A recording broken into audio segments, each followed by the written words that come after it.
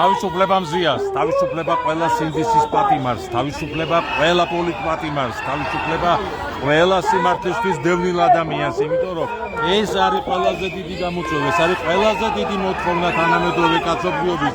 დღეს ადამიანები სხვადასხვა კონტინენტზე, სხვადასხვა სახელმწიფოში იბრძვიან თავისუფლებისთვის, იბრძვიან იმისთვის, რა უფლებებიც მათ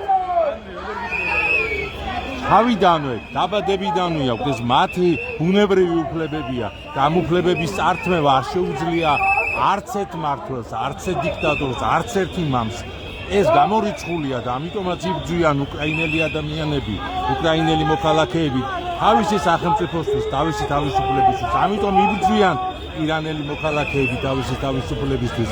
ამიტომ იბრძვიან ქართველები თავისი თავისუფლებისთვის, იმიტომ რომ არ შეიძლება თავისუფლება ასე აქციოდ რაღაც ხურდაფულად აი ამ ნუორიშებმა რომლებიც მოვიდნენ და ჩაიგდეს ძალაუფლება ხელში ამ ქვეყნებში.